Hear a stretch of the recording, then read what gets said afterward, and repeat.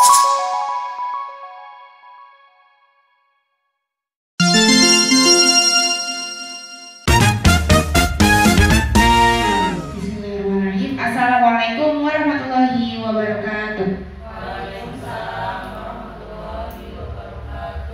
Tabi'un. Tabi'oi. Bismillahirrahmanirrahim. Alhamdulillahirabbil alamin. Wassalatu wassalamu ala asrofil anbiya'i wal mursalin wa ala alihi wa sahbihi ajma'in, amma ba'd. Kepada yang terhormat Bapak Amiril SPD selaku Kepala SD Negeri 5 Masuji Timur, yang kami hormati Bapak Ibu Dewan Guru beserta staf SD Negeri 5 Masuji Timur,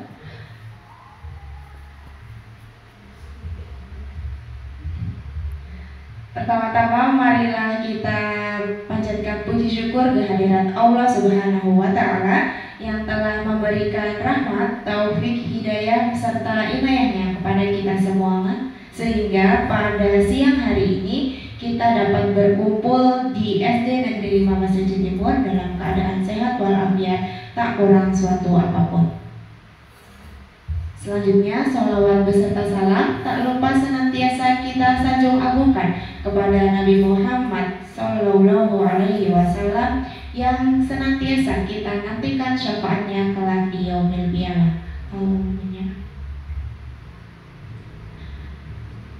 Kami ucapkan selamat datang kepada Bapak Ibu Dewan Guru SD Negeri 5 Masuji Timur dalam pertemuan perdana Komunitas Belajar Gesit Gerakan E-Learning Sekolah Inovasi Terpadu SD Negeri 5 Masuji Timur. Dalam acara pada siang hari ini terdapat beberapa rangkaian acara. Yang pertama yakni pembukaan, yang kedua sambutan, yang ketiga diseminasi materi, yang selanjutnya sesi tanya jawab, dan yang terakhir penutup. Untuk mendapatkan ridho dari Allah Subhanahu wa Ta'ala, marilah acara pada pagi hari ini kita buka dengan mengucap lafaz basmalah. Bismillahirrahmanirrahim.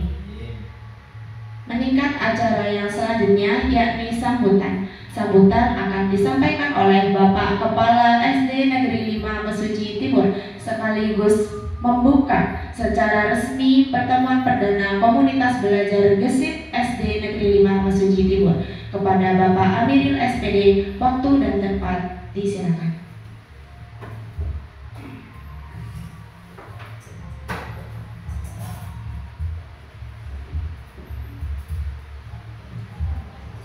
Bismillahirrahmanirrahim. Assalamualaikum warahmatullahi wabarakatuh. Bapak Ibu yang kami hormati, rekan sejawat, artinya seprofesi dengan kita semua, terutama yang kami utamakan Ketua Kombel Gesit Bu Lili yang saya hormati. Marilah kita bersama-sama memanjatkan rasa syukur kepada Allah Subhanahu wa Ta'ala, yang mana kesempatan pagi menjelang siang ini kita mulai perdana awal dari kita buka kombel kita ini, sekolah kita ini mau dibawa kemana dan gimana. Oleh karenanya suatu program yang merupakan komunitas kombel ini mengacu kita, artinya kita ke depan akan lebih baik lagi, akan lebih inovasi lagi, kreatif lagi, mengikuti sesuai dengan tupoksi kita masing-masing dan sekaligus anjuran dari pemerintah, yakni mengacu pada kombel ini supaya kita bisa lebih proaktif, lebih maksimal lagi dalam proses belajar mengajar. Kebetulan sekali kombel kita ini diberi nama dengan nama Gesit.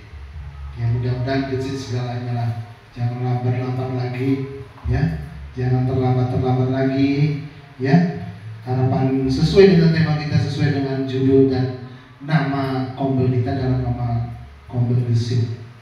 Kalau nama kombelnya lambat, lain lagi kita, mungkin lambat terus kita, dan ya serba terlambat. Bapak Ibu sekalian, saya selaku pimpinan di sekolah ini mengiringi kebersamaan kita supaya kegiatan-kegiatan kita ini bisa berjalan dengan baik. Kebetulan Ibu Lili ini seseorang yang ada di sekolah kita ini mengikuti kegiatan-kegiatan di Kumer angkatan ke-11 ya Bu ya. Angkatan ke-11, saya berharap jangan hanya dari Bu Lili saja, ayo Bapak Ibu sekalian, setidaknya ada lagi yang muncul lagi, supaya kita melengkapi, supaya ada kolaborasi di antara salah satu personel kita, yakni Bu Lili. Kemudian singkat saja karena waktu sudah siang, menunjukkan waktu siang, untuk perdana dan pertama ini Kombel gesit dengan sama-sama membaca basmalah. Mari kita buka bersama membaca bismillah. Bismillahirrahmanirrahim.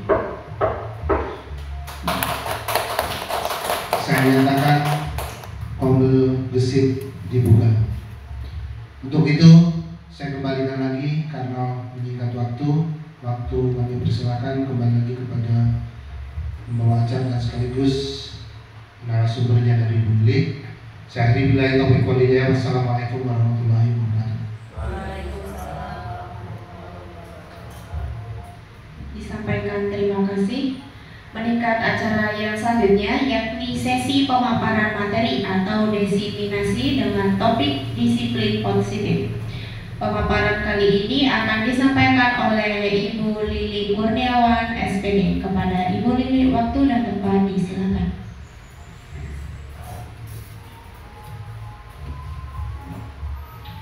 Baik Bapak Ibu, Assalamualaikum warahmatullahi wabarakatuh.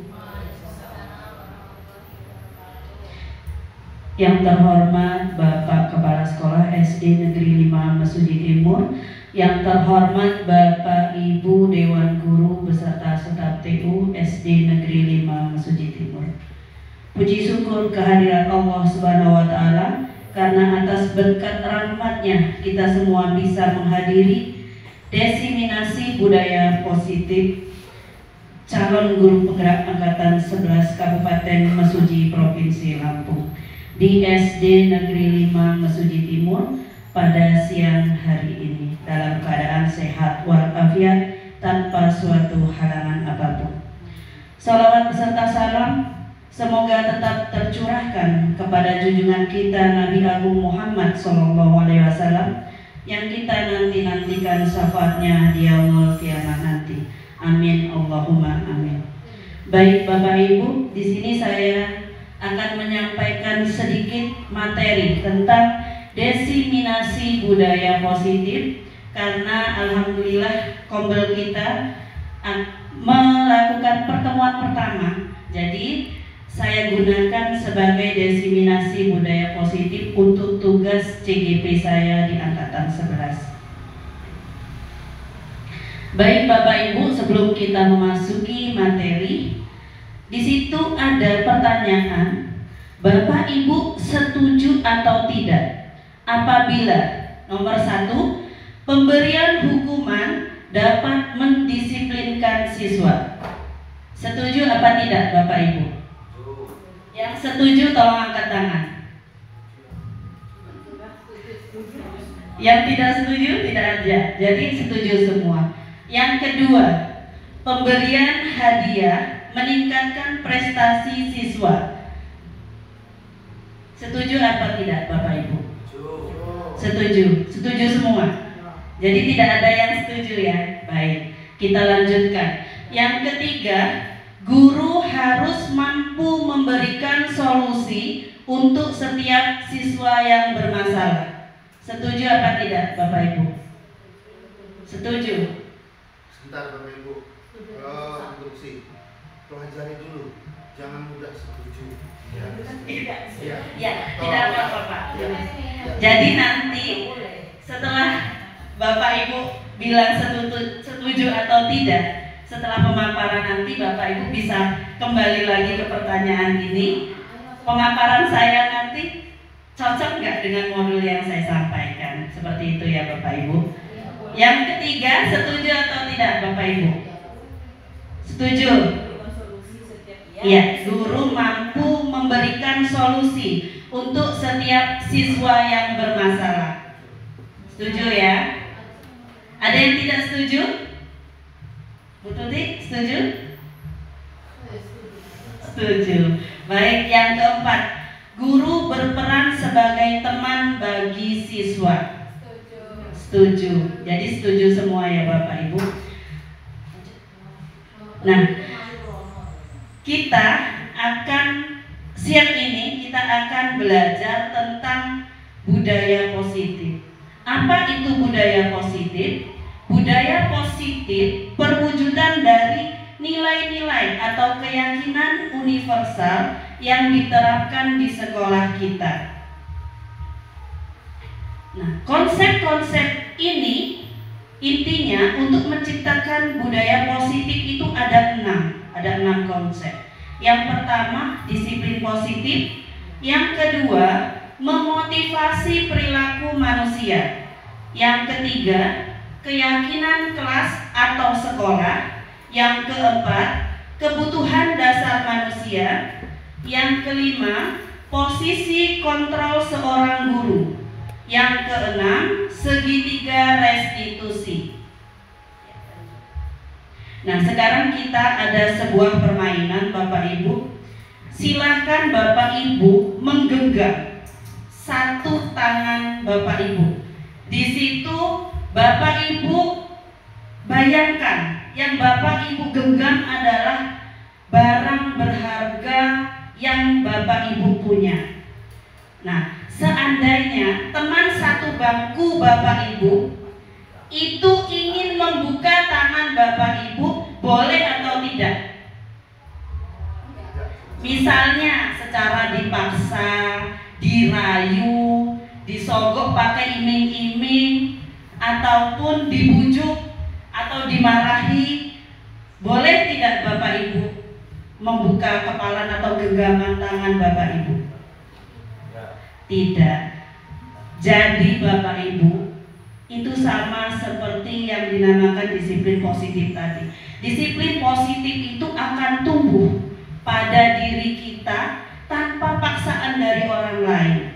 Jadi nilai intrinsik dulu yang tumbuh dari diri kita, tidak dipaksa oleh orang lain ataupun dimarah dulu baru mengerjakan.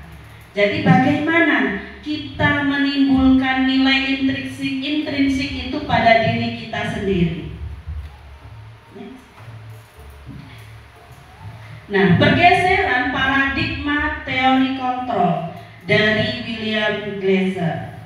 Nah, selama ini Bapak Ibu, ilusi seorang guru adalah mengontrol murid. Sedangkan murid itu harusnya mengontrol dirinya sendiri, bukan dikontrol oleh guru. Yang kedua, penguatan positif, efektif, dan bermanfaat. Ilusi bahwa kritik dan membuat orang merasa bersalah. Nah, di situ bahwa mengkritik atau menerapkan guru menyalahkan itu dia juga tidak bisa Bapak Ibu. Jadi teori kontrolnya itu guru. Teori kontrolnya itu harusnya timbul dari murid itu sendiri. Dapat menguatkan karakter ilusi bahwa orang dewasa memiliki hak untuk memaksa. Iya, jadi orang dewasa selama ini kita beranggapan bisa memaksa kepada anak didik kita ataupun anak kita. Tetapi dalam teori kita, teori kontrol itu anak murid yang mengontrol dirinya sendiri. Bagaimana seorang bisa berubah dari paradigma stimulus respon kepada pendekatan teori kontrol. Nah, di situ stimulus respon itu adalah pengaruh dari luar. Bagaimana kita bisa merubah ke teori kontrolnya? Di situ Bapak Ibu saya sebutkan realitasnya kebutuhan kita sama, tetapi dalam teori kontrolnya kebutuhan kita berbeda-beda. Nah, yang kedua, semua orang melihat hal yang sama, tetapi teorinya setiap orang memiliki gambar berbeda. Nah, yang ketiga, kita mencoba mengubah orang agar berpandangan sama dengan kita. Teori kontrolnya, kita berubah memahami pandangan orang lain tentang dunia. Keempat, perilaku buruk dilihat sebagai suatu kesalahan, tetapi teori kontrolnya semua perilaku memiliki tujuan. Jadi itu ya Bapak Ibu. Di situ ada stimulus respon, bisa dibaca sampai akhir. Nah, ada juga teori kontrolnya, bagaimana mengontrol, istilahnya dari stimulus respon menjadi teori kontrol. Nah, Bapak Ibu, di sini ada disiplin positif. Disiplin positif merupakan salah satu cara penerapan disiplin yang bertujuan untuk menumbuhkan kesadaran serta memberdayakan anak untuk melakukan sesuatu tanpa sogokan, ancaman maupun hukuman. Di dalam slide pertama kita sudah disuguhkan dengan nilai-nilai kebajikan universal. Nilai-nilai kebajikan universal ini adalah Bapak Ibu profil pelajar Pancasila. Profil pelajar Pancasila ada berapa Bapak Ibu? 6. Iya. Yang pertama apa? Beriman dan bertakwa kepada Tuhan Yang Maha Esa. Yang kedua, berkebinekaan global. Ketiga, bergotong royong. Keempat, mandiri. Kelima, kreatif. Keenam, bernalar kritis, yang sudah sering kita nyanyikan untuk anak-anak kita di kelas dengan kurikulum Merdeka. Nah, selanjutnya itu adalah ada motivasi perilaku manusia. Di situ ada 3 motivasi perilaku manusia. Yang pertama, menghindari ketidaknyamanan hukuman. Yang kedua, mendapat imbalan atau penghargaan. Yang ketiga, menghargai diri dan menjadi orang yang mereka inginkan. Dari 3 motivasi perilaku manusia ini, kira-kira kita ada di posisi mana? Jadi itu yang tahu adalah kita sendiri masing-masing. Di situ ada hukuman, konsekuensi, dan restitusi. Hukuman itu menyakitkan. Kalau konsekuensi itu adalah keyakinan yang sudah kita sepakati bersama. Kalau restitusi adalah tindak lanjut atau langkah-langkah yang akan kita lakukan dalam menghadapi siswa yang bermasalah. Nah, di situ ada identitas Bapak Ibu, hukuman. Ada penjelasannya, yang hukuman itu seperti apa, konsekuensi seperti apa, restitusi itu seperti apa. Kita lanjutkan. Ya, berdasarkan bagan di atas, berikut adalah penjelasan tentang hukuman, konsekuensi, dan restitusi. Nah, ini tadi. Jadi hukuman tidak terencana, sifatnya satu arah, bisa berupa hukuman fisik ataupun kata-kata kasar. Sedangkan untuk konsekuensi itu adalah kesepakatan yang dilakukan bersama antara guru dan murid. Jadi itu yang biasa kita lakukan, membuat dengan keyakinan kelas yang sudah kita sepakati antara murid dan guru. Yang ketiga adalah restitusi. Restitusi adalah proses menciptakan kondisi bagaimana murid itu memperbaiki kesalahan mereka. Jadi ada langkah-langkah yang harus kita tempuh dalam restitusi. Konsekuensi atau hukuman. Nah, ini ada sedikit contoh Bapak Ibu. Misalnya nomor 1, itu konsekuensi atau hukuman. Saya bacakan ya. Mencatat 100 kali di dalam buku kalimat, saya tidak akan terlambat lagi karena terlambat ke sekolah. Lari mengelilingi lapangan basket 2 kali karena terlambat. Itu konsekuensi atau hukuman Bapak Ibu? Hukuman. Iya. Yang kedua, nanti kita jawabannya nanti ya Bu. Benar apa enggak nanti jawaban Ibu, hukuman atau konsekuensi nanti setelah ini. Yang kedua, hadir di sekolah membersihkan coretan yang dibuat di meja tulis. Murid diminta untuk ini bukan sampai titik ya, ya, hadir di sekolah membersihkan coretan yang dibuat di meja. Jadi itu konsekuensi atau hukuman? Konsekuensi, iya. Murid diminta push up 15 kali karena tidak menggunakan masker ke sekolah. Konsekuensi atau hukuman? Hukuman, iya. Berdiri di depan kelas sambil mengangkat kaki 1 karena tidak bisa menjawab pertanyaan. Hukuman, iya. Membersihkan WC karena merusak pensil teman, lari keliling lapangan karena terlambat 10 menit saat pelajaran PJOK. Ini apa? Oh, 1 ya nyambung. Bersihkan WC karena merusak pensil teman. Itu hukuman atau konsekuensi? Hukuman. Kalau lari lapangan karena terlambat 10 menit saat pelajaran PJOK.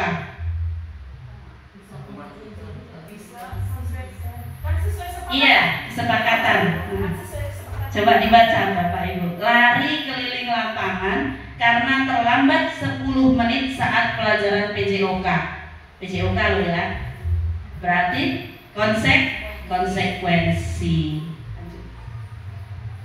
Nah, hukuman yang dihukum oleh penghargaan. Nah, ini dalam jangka panjangnya dan jangka pendeknya dihukum oleh penghargaan. Jadi penghargaan ini Bapak Ibu bisa menjadi hukuman bagi anak didik kita. Tetapi kalau dalam jangka pendeknya itu bisa. Tetapi dalam jangka panjangnya penghargaan ini adalah sebuah hukuman bagi anak didik kita. Karena apa? Bisa menghilangkan apa ini? Penghargaan ini tidak efektif Bapak Ibu kalau dalam jangka panjang. Mereka tidak akan belajar giat lagi kalau iming-imingnya adalah sebuah hadiah. Jadi saya belajarlah karena nanti saya mau dikasih hadiah oleh Bapak Ibu guru kita. Nanti kalau kita tidak memberikan sebuah hadiah ataupun penghargaan, ujung-ujungnya anak didik kita ini akan malas lagi belajarnya. Karena itu, jadi dihukum oleh sebuah penghargaan. Yang ketiga, merusak hubungan penghargaan,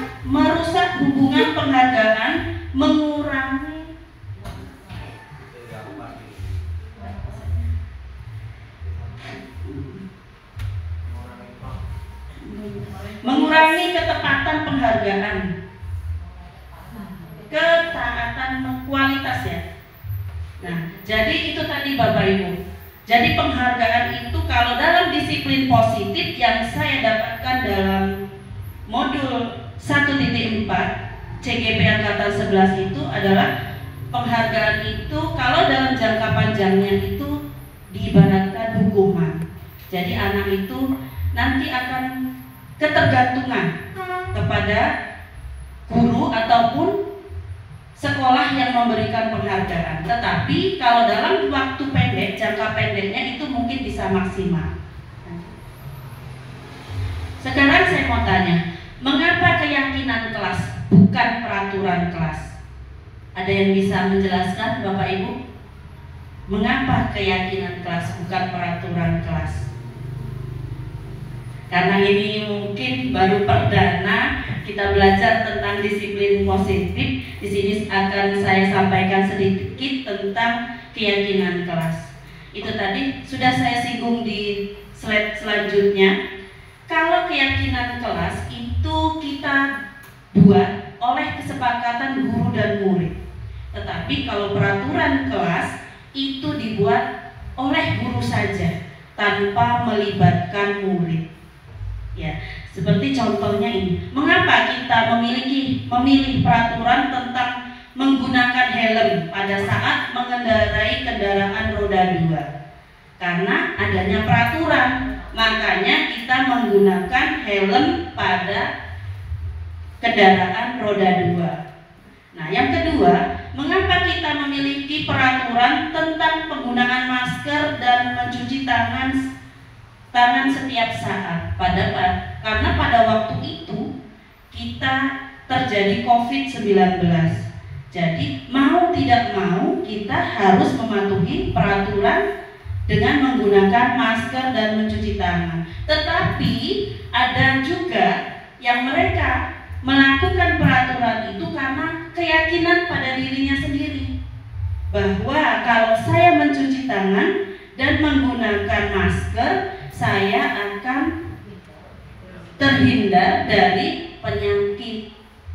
Sama seperti menggunakan helm itu tadi Bapak Ibu. Jadi kalau kita menyadari dari dalam diri kita sendiri bahwa menggunakan helm pada saat mengendarai kendaraan roda 2 untuk keselamatan kita, itu akan berguna bagi diri kita sendiri.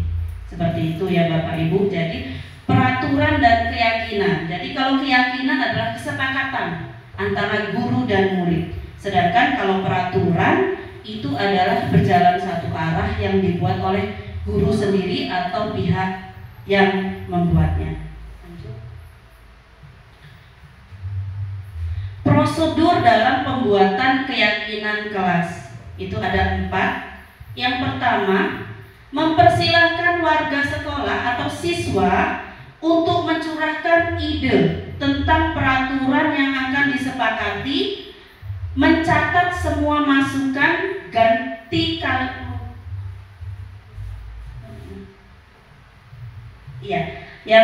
yang akan disepakati. Jadi semua ide-ide yang ada pada siswa kita tampung semua. Untuk yang kedua, mencatat semua masukan. Ganti kalimat negatif menjadi kalimat positif. Jadi mengganti kalimat negatif itu maksudnya seperti ini Bapak Ibu. Selama ini kita sering bilang jangan membuang sampah sembarangan. Tetapi dalam kalimat positifnya kita merubah, buanglah sampah pada tempatnya. Seperti itu. Yang ketiga, tinjau kembali curahan pendapat yang terkumpul dan disusun menjadi keyakinan kelas atau sekolah. Nah, jadi dari ide-ide anak didik kita tadi yang sudah memberikan ide-ide, kita kumpulkan mana yang mereka sepakat tentang disiplin kelas. Contohnya misalnya disiplin waktu, berangkat jam berapa, kita kumpulkan menjadi satu. Nah, selanjutnya tinjau ulang keyakinan kelas yang sudah tersusun. Nah, kita membuat keyakinan kelas itu minimal 3-7 komponen. Yaitu misalnya contohnya itu tadi tentang disiplin waktu, kebersihan, terus kerapian atau keseragaman. Nah, itu. Jadi tersusun dari 3-7 komponen. Yang terakhir, meninjau dan menyetujui dengan menandatangani keyakinan kelas ditempel dan di dinding kelas. Setelah itu kita tinjau lagi. Nah, disuruh anak didik kita itu untuk menandatangani. Kalaupun tidak bisa menandatangani dengan cara cap jempol, kita buat cap jempol, kita tempelkan di keyakinan kelas yang kita buat sedemikian cantik menggunakan Canva ataupun gambar-gambar lainnya atau melukis. Suruh anak didik kita itu untuk membuat tanda tangan ataupun cap jempol di keyakinan kelas yang sudah kita sepakati. Selanjutnya, nah di sini ada 5 posisi kontrol guru Bapak Ibu. 5 posisi kontrol guru ada 5. Yang pertama, posisi sebagai penghukum. Yang kedua, posisi pembuat rasa bersalah. Yang ketiga, posisi sebagai teman. Yang keempat, posisi sebagai pemantau. Yang kelima, sebagai manajer. Nah, di sini akan saya berikan sebuah contoh video 5 posisi kontrol.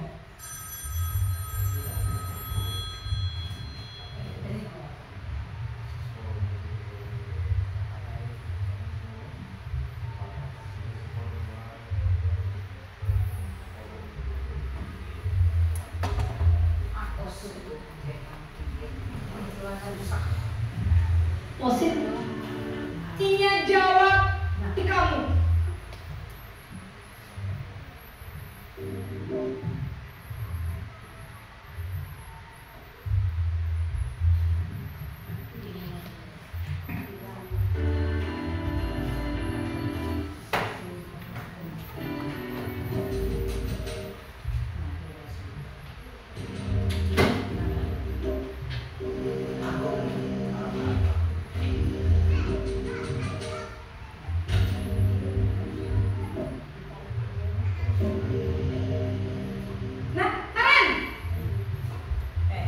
Sini kamu. Selamat pagi, Bu. Selalu terlambat. Kamu deh, pasti terlambat. Maaf, Bu. Saya Apa? Apa coba? Alasan kamu apa lagi? Kapan sih kamu tidak terlambat? Malas sekali ya kamu jadi anak. saya Dasar pemalas. Gak kapok-kapok sih kamu. Sudah berapa kali terlambat? Sana, kamu keliling lapangan basket 2 kali. Kenapa saya harus keliling lapangan basket, Bu? Kenapa? Kamu melawan ibu. Berani-beraninya jawab. Sudah terlambat, masih berani jawab pula. Sekarang, keliling lapangan basket 5 kali sekalian. Biar kapok. Cepat. Pergi sana ke lapangan basket.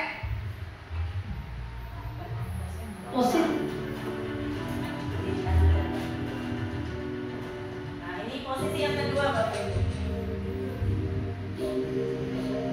Tadi yang pertama posisi sebagai penghukum. Yang kedua ini posisi sebagai merasa bersalah. Selamat pagi, Bu. Naren. Kamu kenapa terlambat lagi, nak? Ya Tuhan, Naren. Kamu senang ya bikin ibu susah ya? Kalau kamu terlambat lagi, nanti ibu yang ditegur bapak kepala sekolah, nak. Disangka ibu tidak bisa membina kamu. Duh, gimana ini? Maaf, Bu. Duh, Gusti Naren. Kamu suka ya kalau ibu ditegur bapak kepala sekolah? Terus, sekarang ibu harus tulis apa ini di buku absen? Ini kamu sudah sering terlambat loh. Ibu harus apa coba? Maaf, Bu. Maaf sekali.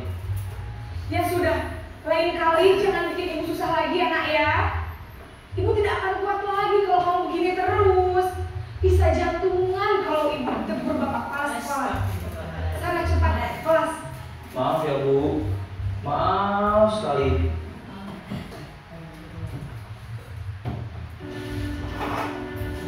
Ini posisi sebagai teman. Cara menegurnya Bapak Ibu. Tetap Naren.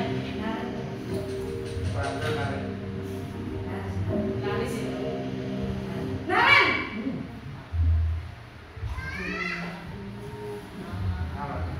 Selamat pagi, Bu. Wah, sudah jam berapa ini nak? Terlambat lagi ya sayang. Iya, Bu.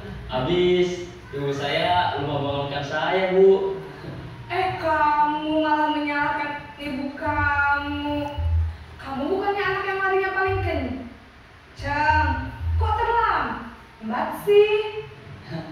Iya Bu, saya memang terlambat bangun tadi.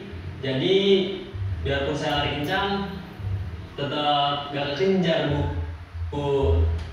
Ya sudah sana, nanti lain kali larinya lebih kencang lagi ya, biar gak terlambat lagi. Bikin seneng ibu, demi ibu.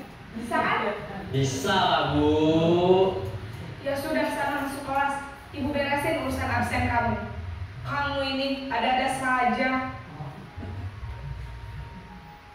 Dalam posisi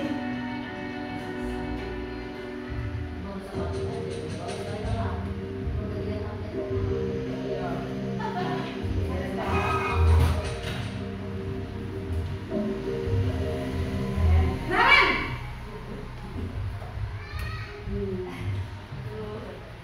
Selamat pagi Bu. Naren, apa peraturan sekolah kita tentang jam berapa kita harus masuk sekolah, Nak? Kita harus di sekolah jam 7 Bu. Iya betul, sekarang sudah jam 7.20. Naren sudah tahu konsekuensinya jika terlambat hadir. Paham Bu, saya harus tinggal kelas pas jam istirahat selama 20 menit. Iya benar, konsekuensinya demikian. Jadi nanti jam 9.30 pas istirahat, kamu harus tinggal di kelas, kerjakan tugas tambahan untuk ketertinggalan kamu, ya? Baik Bu.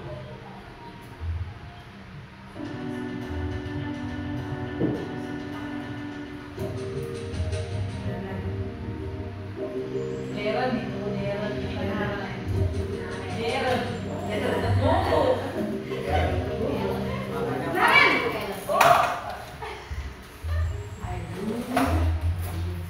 Selamat pagi Bu. Selamat pagi Naren. Maaf Bu, saya terlambat. Iya, sekolah masuknya jam 7, sekarang sudah jam 7.20. Jadi sekarang bagaimana ini Naren? Maaf Bu, saya lupa setel alarm saya semalam. Baiklah, menurut kamu, keyakinan sekolah yang mana yang perlu kamu tingkatkan? Menghargai diri sendiri dan orang lain mungkin ya Bu. Setuju. Jadi, apakah Naren meyakini prinsip saling menghormati tersebut? Iya Bu, saya meyakininya. Apakah Naren bersedia memperbaiki masalah keterlambatan ini? Bersedia Bu. Bagaimana kamu akan perbaiki masalah keterlambatan ini? Saya akan coba untuk tidak lupa menyetel alarm saya Bu. Baik, kalau Naren lupa menyetel alarm di rumah, ada orang yang kira-kira bisa bantu mengingatkan tidak? Ada Bu, kakak saya, Kak Emma. Ada lagi selain Kak Emma? Selain Kak Emma, ada ibu saya. Baik, jadi yang mengingatkan Naren adalah Kak Emma dan ibu kamu ya? Kira-kira akan mulai setel alarm kapan nih Naren? Setelah pulang sekolah, akan segera saya lakukan. Baik, jadi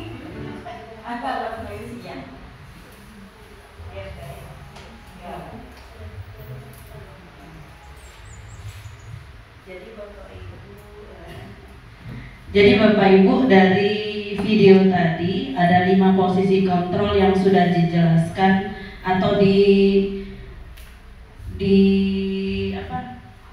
ditampilkan. Di sini saya akan sedikit mengulas tentang posisi kontrol sebagai penghukum. Di situ tadi ibu gurunya menghardik, menunjuk-nunjuk dengan berkaca pinggang, membentak siswa. Nah, di situ ada dampaknya Bapak Ibu. Dampaknya kepada anak akan menjadi pendendam. Yang terusnya akan tidak menyukai guru atau mupel terhadap guru tersebut. Jadi setiap pelajaran yang dikasihkan oleh guru itu tersebut, anak didik kita pasti nggak masuk. Jadi kalau di sini posisinya sebagai penghukum itu akan menjadi dampak pada anak-anak kita menjadi seorang pendendam dan tidak menyukai kita sebagai guru. Untuk posisi yang kedua yaitu pembuat rasa bersalah. Di situ suara ibu gurunya lembut namun menyalahkan siswa. Guru menyatakan kesalahan pada siswa dan guru menderita. Bahwa mengatakan katanya tadi kan bagaimana ibu ditegur oleh kepala sekolah. Jadi seolah-olah gara-gara siswa itu ibu gurunya menderita. Jadi dampak yang berakibat dari pembuat rasa bersalah ini bisa membuat siswa merasa bersalah selamanya. Gara-gara saya, ibu guru saya ditegur oleh bapak kepala sekolah. Dan yang kedua, rendah diri dan menarik diri. Biasanya kalau sudah merasa bersalah, dia akan menarik diri dari teman-teman atau lingkungannya. Yang ketiga, posisi kontrol sebagai teman. Di situ guru bersikap ramah, cenderung bersenda gurau untuk menghangatkan suasana. Tapi itu juga ada dampaknya, Bapak Ibu. Dampaknya murid akan bergantung pada satu guru ataupun satu teman. Jadi ya sudah, kita maklumin saja apabila ada seorang guru yang mengatakan seperti itu kepada muridnya, muridnya itu akan berdampak bahwa dia akan bergantung terus kepada gurunya. Ya sudah, tidak apa-apa, ya sudah, tidak apa-apa. Jadi murid itu akan mengulanginya lagi. Karena apa? Akan mengandalkan gurunya. Dan selanjutnya membuat siswa tidak mandiri. Itu jelas ya Bapak Ibu. Karena ketergantungan murid dengan guru itu akan mengakibatkan murid tidak mandiri. Lanjut, untuk posisi kontrol yang keempat yaitu pemantau. Di situ nada bicara dari ibu guru yang sebagai contoh tadi ekspresinya datar, tetapi identitasnya berhasil. Pemantau tetap memantau saat siswa diberi sanksi. Nah, di situ dampaknya menghitung hadiah atau hukuman yang diberikan tanpa melihat nilai kebajikan. Yang kedua, tidak sepenuhnya mandiri. Nah, untuk posisi yang kelima yaitu sebagai manajer, itu gurunya suaranya netral, tidak memihak posisi manapun. Yang selanjutnya, tercipta identitas positif dan berhasil mengajukan pertanyaan yang bermakna dan membantu siswa memecahkan masalah. Dampaknya, murid mandiri, pede dalam memecahkan masalahnya sendiri dan tidak tergantung kepada gurunya. Jadi dari 5 posisi kontrol itu Bapak Ibu, yang baik yang mana? Manajer. Jadi dari 5 posisi kontrol tadi, sebagai penghukum, pembuat rasa bersalah, sebagai teman, pemantau, dan manajer adalah posisi yang paling baik adalah sebagai manajer. Jadi selama ini Bapak Ibu, kita ada di posisi mana dari 5 posisi kontrol tersebut? Jadi setelah kita mempelajari 5 posisi kontrol ini, kita sudah tahu posisi mana yang seharusnya kita laksanakan. Untuk lebih memahami lagi posisi kontrol apa aku ini. Nah, di situ ada saya kecewa sekali dengan kamu. Itu posisi kontrol yang mana Bapak Ibu? Iya, dengan kalimat saya kecewa sekali dengan kamu. Jadi itu termasuk dalam posisi apa? Posisi kontrolnya. Masuk di yang mana? Yang merasa bersalah. Iya, coba kita buka. Iya, benar Bu. Jadi posisi pembuat merasa bersalah. Karena apa? Itu tadi kan bahasanya apa coba? Saya kecewa sekali dengan kamu, kayak gitu. Jadi itu adalah posisi kontrol pembuat rasa bersalah. Lanjutnya, kamu tidak pernah benar-benar melakukannya. Masuk di posisi kontrol mana Bapak Ibu? Penghukum, pembuat rasa bersalah, sebagai teman atau pemantau atau manajer? Ya, coba kita buka jawabannya. Iya, betul, sebagai penghukum. Selanjutnya, apa rencanamu untuk menyelesaikan masalah ini? Manajer. Iya, coba buka. Ya, benar. Selanjutnya, ayolah lakukan demi Bapak Ibu, ya. Sebagai teman. Ya, coba buka. Iya, benar, sebagai teman. tidak pernah mendapatkan nilai jika tidak mengerjakan tugas. Sebagai apa Bapak Ibu?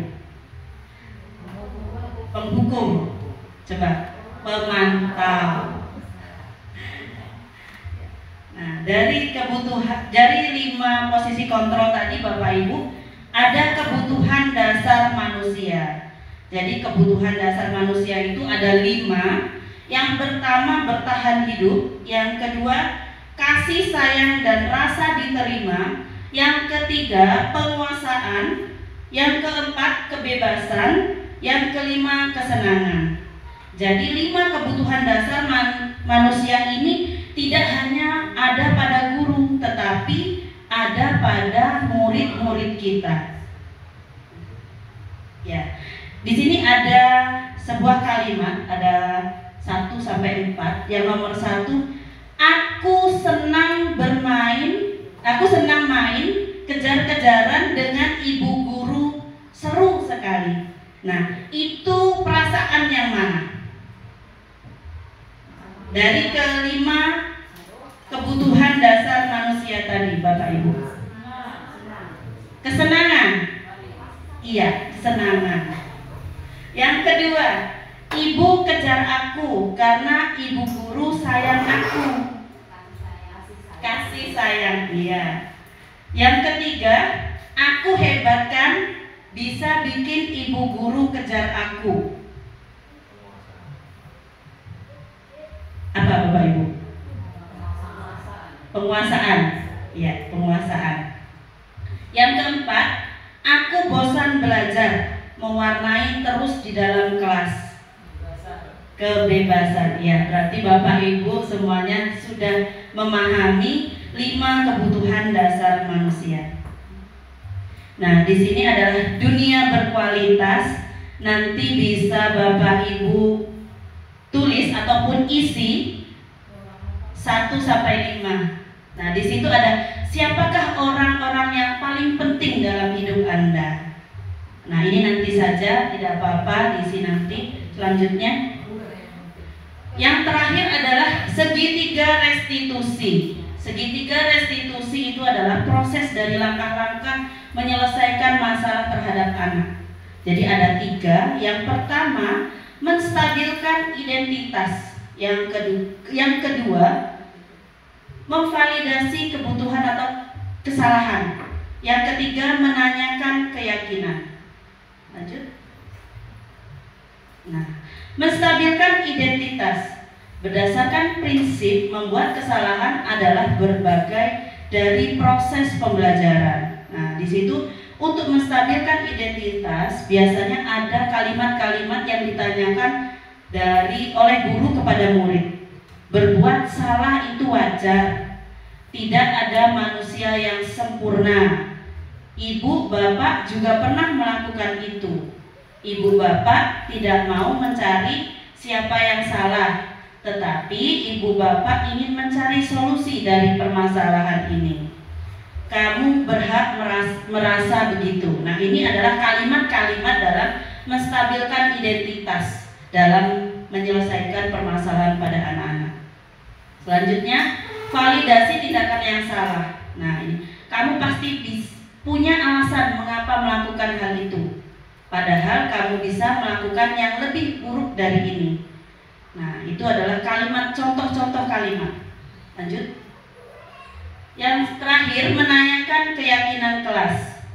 Apakah keyakinan kelas kita, keyakinan kelas yang sudah kita sepakati tadi ya Bapak Ibu. Jadi apabila kita sudah membuat sebuah keyakinan kelas di dalam kelas kita yang sudah kita sepakati antara guru dan murid, jadi pada restitusi segitiga restitusi itu akan kita gunakan langkah-langkah supaya menyelesaikan permasalahan yang ada pada anak didik kita. Nah, berikut adalah contoh video segitiga restitusi.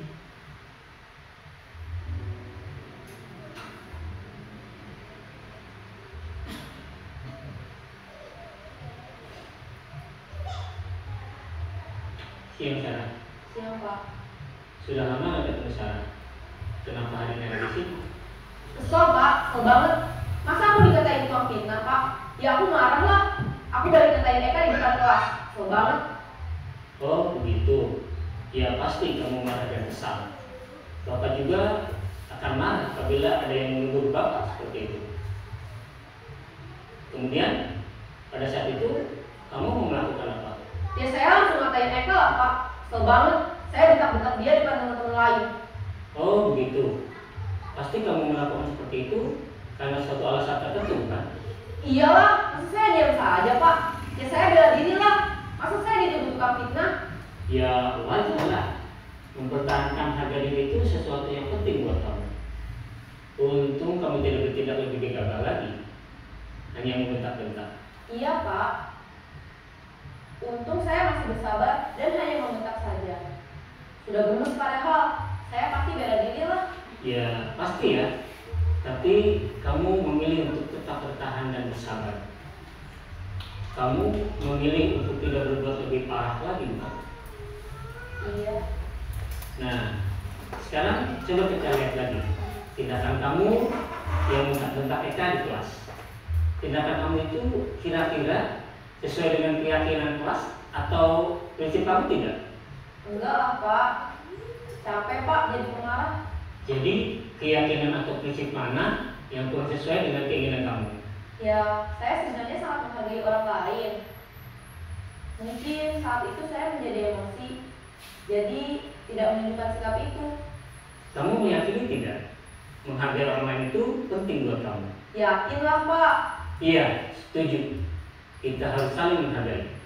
Namun, ada juga keyakinan yang kita sepakati yang perlu kita jalankan apabila kita sedang marah, bukan? Ya, saya bisa lebih proaktif, mulai dengan diri sendiri. Saya bisa jadi lebih bersabar, mengambil waktu jeda untuk berpikir mau apa selanjutnya. Kira-kira kamu bersedia memperbaiki masalah ini tidak? Bersedia Pak. Kalau kamu memperbaiki masalah ini, kamu akan menjadi orang seperti apa? Saya akan menjadi orang yang bertanggung jawab kali ya Pak. Dan senantiasa proaktif. Iya, menurut kamu bagaimana rasanya menjadi orang seperti itu? Ya nyaman lah, bangga bisa bersahabat dan sendiri. Baiklah kalau begitu, yuk kita pikirkan bagaimana memperbaiki masalah ini.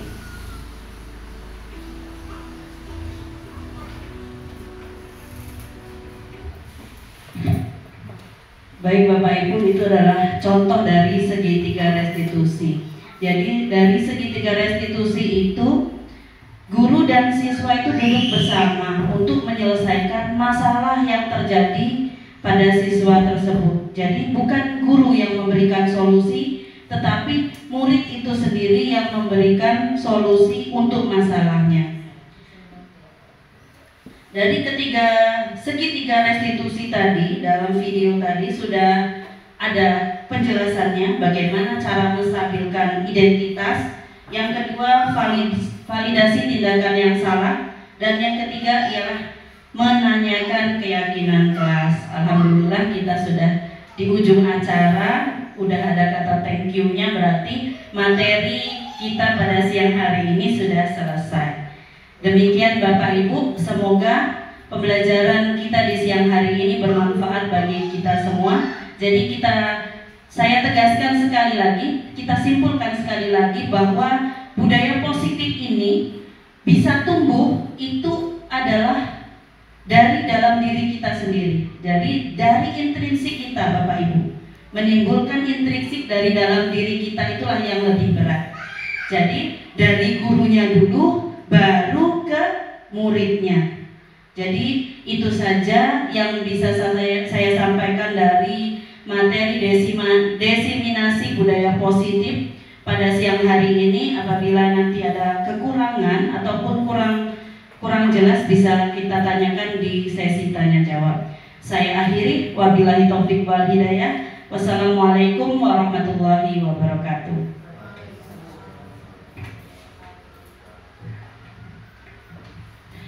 Baik, disampaikan terima kasih kepada Ibu Lili. Demikianlah tadi materi mengenai budaya positif yang telah disampaikan oleh Ibu Lili Kurniawan SPD. Selanjutnya adalah sesi tanya jawab bagi Bapak Ibu Dewan Guru beserta staf. Apabila terdapat hal yang ingin ditanyakan atau yang kurang dimengerti, dipersilakan untuk mengangkat tangan dan membacakan pertanyaannya. Apakah ada pertanyaan, Bapak Ibu? Satu aja, kalau kira-kira ada yang belum paham benar dari budaya positif tadi, apa di posisi kontrol ataupun di segitiga restitusi ya. Restitusi itu Bapak Ibu, itu adalah misalnya anak didik kita itu membuat suatu permasalahan di sekolah. Contohnya, kalau kemarin saya membuat sebuah video yaitu contoh siswa terlambat masuk sekolah. Nah, di situ permasalahannya bahwa anak tersebut berangkat dari rumah itu kesiangan, bangunnya kesiangan karena tidak dibangunkan oleh kedua orang tuanya. Jadi pada waktu sudah pelajaran dimulai, anak itu baru datang. Jadi pada waktu anak itu tiba, kita tidak boleh langsung memarahi, tetapi kita langsung memberikan peluang, ya sudah duduk saja nak, kita ikuti pelajaran selanjutnya. Tapi setelah pelajaran itu selesai, anak itu kita panggil dengan langkah segitiga restitusi itu tadi. Jadi yang pertama, menstabilkan identitas. Maksud berbuat salah itu wajar katanya, itu manusiawi. Semua anak juga pernah melakukan hal-hal yang seperti itu.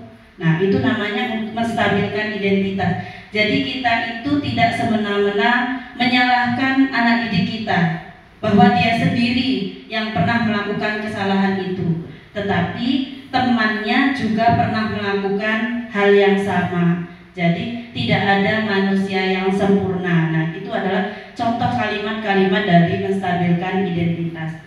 Terus untuk yang kedua, validasi tindakan yang salah. Nah, itu tadi yang seperti saya sampaikan, menanyakan alasan mengapa kok sampai terlambat masuk kelas. Padahal kamu bisa melakukannya lebih buruk lagi dari itu, maksudnya lebih dari itu. Menanyakan keyakinan kelas. Jadi kalau di kelas Bapak Ibu sudah membuat keyakinan kelas yang sudah disepakati oleh anak didik kita bersama guru, kita tegaskan lagi melanggar aturan yang mana dalam keyakinan kelas kita. Jadi kalau siswa kita terlambat masuk kelas, itu berarti kan disiplinnya kurang.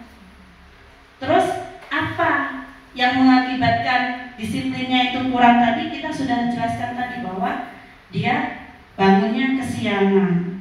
Nah, di situ kita jelaskan, oh iya, berarti anak melanggar keyakinan kelas disiplin. Nilai-nilai apa yang sudah kita sepakati pada waktu pembuatan keyakinan kelas itu kita sampaikan lagi. Berarti keyakinan kelas disiplin harus kita tingkatkan lagi. Seperti itu Bapak Ibu. Baik, demikianlah tadi pemaparan materi mengenai disiplin positif dan juga sesi tanya jawab yang telah kita lalui bersama.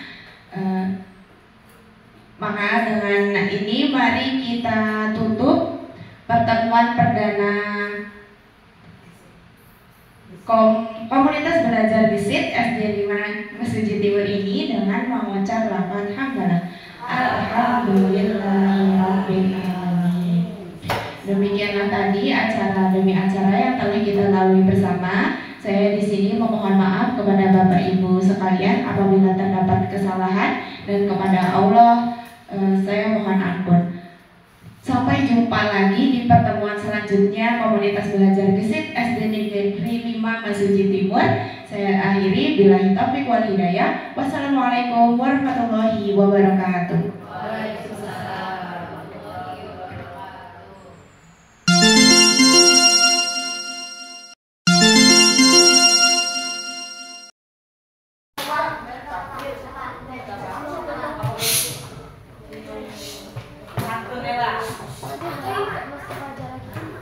Assalamualaikum warahmatullahi wabarakatuh. Waalaikumsalam warahmatullahi wabarakatuh.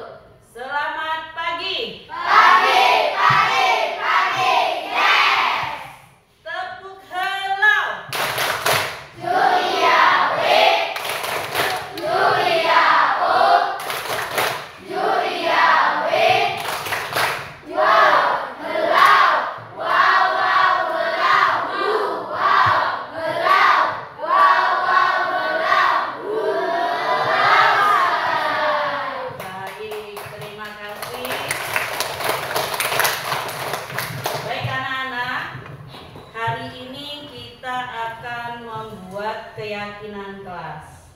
Jadi, keyakinan kelas itu apa sih?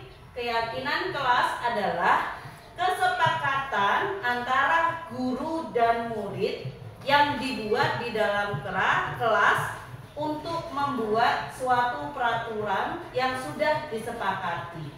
Jadi keyakinan kelas adalah kesepakatan antara guru dan murid yang kalian sendiri yang akan menentukan poin-poin komponen apa saja yang akan kita buat kesepakatan, ya. Jadi kalian boleh menuangkan ide-ide kalian, bisa menuliskan sesuatu ide dari keyakinan kelas kita ini apa. Keyakinan kelas itu terdiri dari komponen apa saja, Bu? Seperti profil pelajar Pancasila: beriman dan bertakwa, bergotong royong, berkebinekaan global, mandiri, kreatif, dan bernalar kritis. Jadi profil pelajar Pancasila itu ada 6: berketuhanan yang Maha Esa, berkebinekaan global, gotong royong, mandiri, kreatif, dan bernalar kritis. Jadi kalian boleh menuangkan ide-ide kalian. Nanti akan Ibu bagikan sticky note untuk kalian isi ide apa yang ada di dalam pikiran kalian masing-masing. Kita bagikan ya.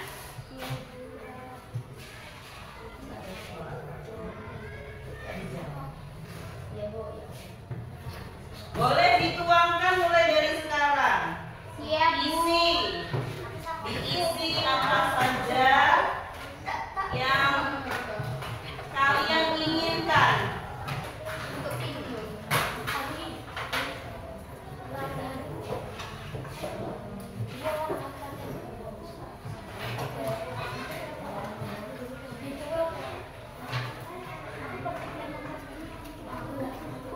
Coba dipegang. Ada yang lengket, yang jangan ditulis ya.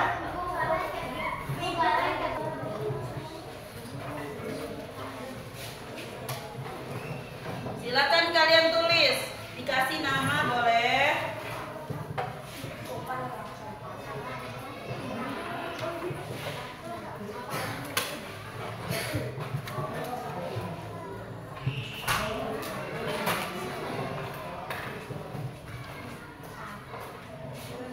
Sudah?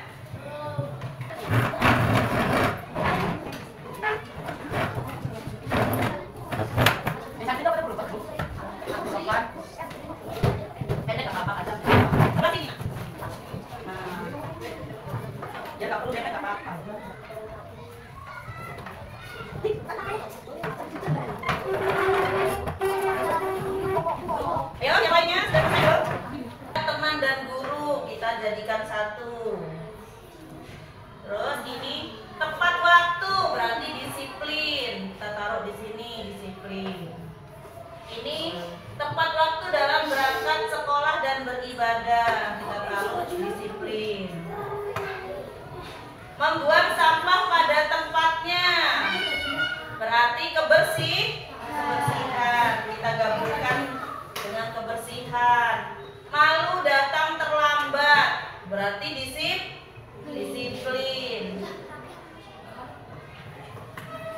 Salah, berarti 5S. Sapa, ya 5S juga.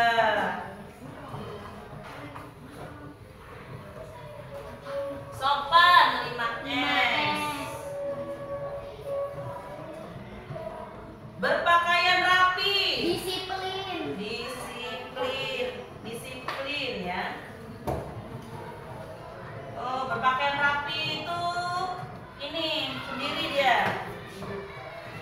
Selalu melaksanakan piket. Kebersihan, berarti di sini membuang sampah. Kita gabungkan. Informasi ini mengerjakan tugas PR tepat waktu dan disiplin. Berarti ini ya, PR ya. Setelah pulang sekolah, bila ada PR kita harus mengerjakan.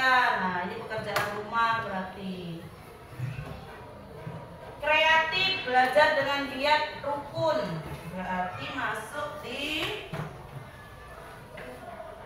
berpakaian rapi di sini.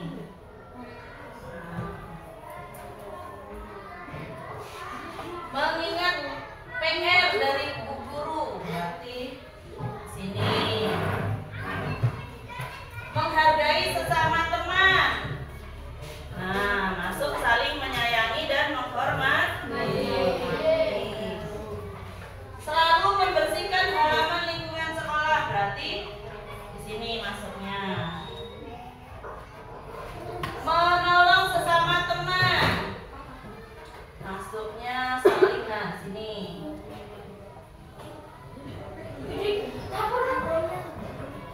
Diki pakaian, berpakaian baju lengkap disiplin. Oh, berarti di sini. Oh, di sini. Ada berpakaian rapi dan disiplin. Ini sopan kepada orang tua, berarti 5S ya. Ya. 5S. Terus ini kerapian pakaian, berarti di sini kedisiplinan pakaian.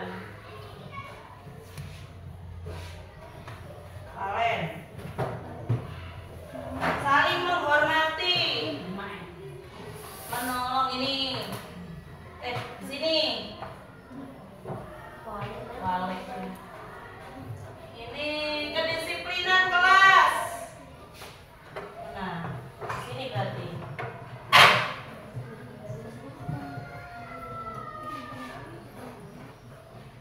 Dibiasakan menaruh tas di dalam laci, ya berarti kedisiplinan kelas. Ini tepat dalam belajar, disiplin waktu, mana yang waktu tadi.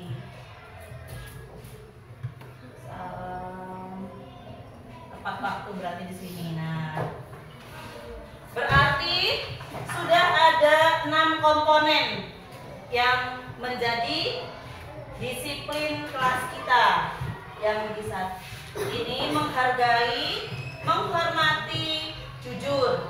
Nah, poin 1. Yang kedua, poin kedua, salam senyum, sapa, menyapa teman dan guru, sopan. Nah, ini santun, berarti budaya 5S. Yang di sini selalu melaksanakan etiket, berarti kedisiplinan ke kelas atau kebersihan ke kelas. Yang ke poin ketiga,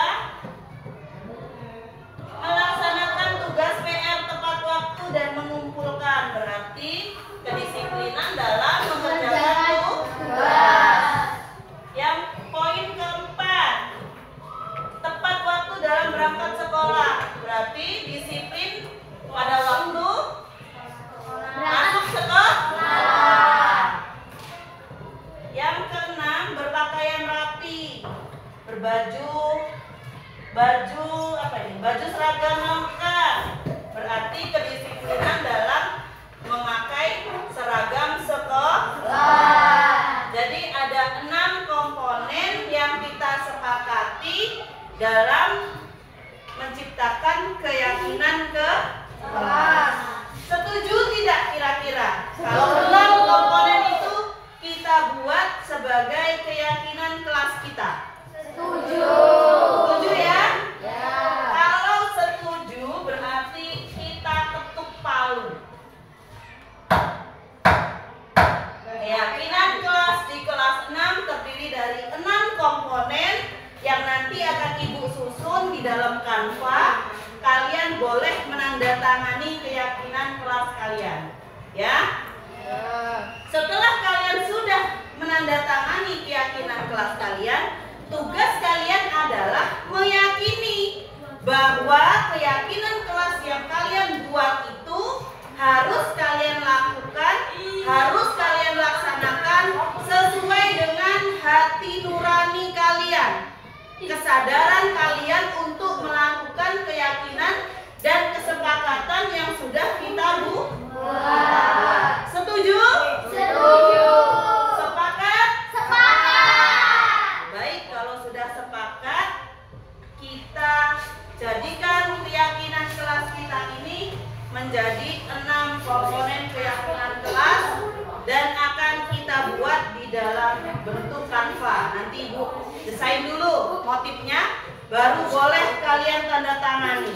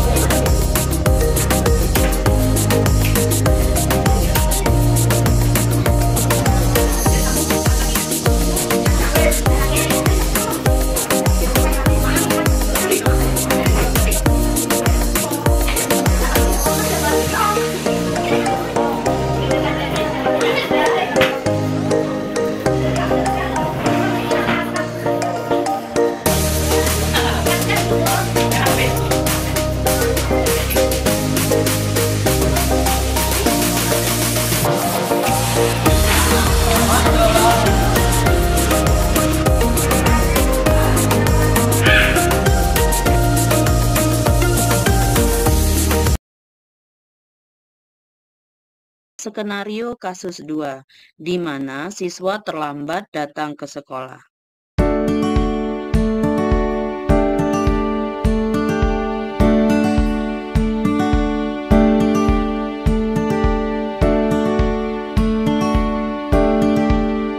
Nah, pembelajaran kita hari ini tema. Kita melanjutkan pembelajaran yang kemarin. Kita kemarin sudah belajar tentang bagian-bagian dari bunga lengkap. Masih ada yang masih ingat apa bagian-bagian dari bunga lengkap itu? Coba disebutkan. Waalaikumsalam. Maaf saya terlambat. Ya. Sudah, silakan duduk. Penerapan segitiga restitusi terhadap siswa terlambat datang ke sekolah. Assalamualaikum Bu. Waalaikumsalam nak. Silakan duduk. Ya Bu, terima kasih. Bagaimana kabar Putri hari ini? Alhamdulillah baik Bu. Iya, Putri, Ibu memanggil Putri karena tadi Putri terlambat masuk ke kelas ya. Iya benar Bu. Apakah Putri mengetahui jam berapa kita masuk di kelas? Iya saya mengetahui Bu, dimulai pada pukul 7. Iya, baik Putri. Setiap orang pasti pernah berbuat kesalahan. Terlambat masuk kelas juga pernah dilakukan oleh anak-anak lainnya. Tetapi apakah Putri tahu bahwa Putri melakukan pelanggaran? Iya Bu, saya sadar bahwa saya itu salah. Saya terlambat masuk ke kelas. Kira-kira alasan apa yang membuat Putri terlambat? Saya tidur terlalu malam sehingga bangun kesiangan Bu. Oh, iya. Kira-kira Putri kemarin kita kan sudah membuat keyakinan kelas ya. Iya. Apakah Putri masih ingat salah satu keyakinan kelas yang sudah kita buat kemarin? Iya Bu, saya ingat. Baik, kalau masih ingat tolong sebutkan nilai-nilai apa saja yang terdapat di dalam keyakinan kelas kita. Disiplin, tanggung jawab, saling menghormati, jujur dan religius Bu. Iya. Apakah Putri yakin nilai keyakinan kelas yang sudah kita buat, Nak? Iya Bu, saya sangat yakin. Baik, berarti kalau terlambat masuk kelas, maka tidak sesuai dengan keyakinan kelas yang mana, Nak? Tidak sesuai dengan keyakinan disiplin Bu. Baik, alhamdulillah jika Putri sudah mengetahui dan meyakini keyakinan kelas kita, apakah Putri bersedia memperbaiki kesalahan ini? Iya Bu, saya bersedia. Apa yang akan Putri lakukan untuk memperbaiki kesalahan ini? Saya akan tidur lebih cepat agar bisa bangun pagi dan berangkat ke sekolah tepat waktu Bu. Alhamdulillah, Ibu sangat menghargai usaha Putri untuk memperbaiki diri. Semoga untuk kedepannya hal ini tidak terulang lagi ya Nak ya. Tetap semangat ya Putri. Ya Bu, terima kasih. Insya Allah saya berusaha tidak terlambat lagi. Iya, sudah. Assalamualaikum Bu. Assalamualaikum warahmatullahi wabarakatuh. Saya Awalus Fiona Putri Liandra. Saya dari kelas 6A. Saya senang diajak berdiskusi oleh Ibu Guru karena saya bisa mencari solusi agar tidak bergadang lagi dan saya bisa berangkat sekolah tepat waktu. Wassalamualaikum warahmatullahi wabarakatuh. Assalamualaikum warahmatullahi wabarakatuh. Saya Siti Hikmatun Nazilah, guru di SD Negeri 5 Mesuji Timur. Saya akan memberikan tanggapan terhadap diseminasi disiplin positif yang telah dilakukan oleh rekan kami, Ibu Lili Kurniawan SPD, yang saat ini sedang menempuh pendidikan calon guru penggerak Angkatan 11 tahun 2024. Dari diseminasi yang telah dilakukan, saya melihat bahwa Ibu Lili telah menyampaikan materi secara lengkap dan juga jelas. Tidak hanya terkait dengan teori disiplin positif, tapi juga bagaimana kaitannya dan implementasinya di kehidupan sekolah. Selain itu, contoh implementasi disiplin positif juga disajikan dalam bentuk video studi kasus sehingga membantu kami guru-guru SD Negeri 5 untuk memahami apa yang dimaksud dengan disiplin positif. Satu hal yang tidak kalah penting adalah Ibu Lili juga membantu kami untuk bisa melakukan refleksi diri tentang apa saja yang selama ini sudah kami lakukan dengan kaitannya mengimplementasikan disiplin positif. Selain itu, kami juga melakukan refleksi diri untuk mengetahui hal-hal apa yang seharusnya kami lakukan dan kami tingkatkan agar penerapan disiplin positif bisa dilakukan secara efektif dan efisien. Terima kasih. Wassalamualaikum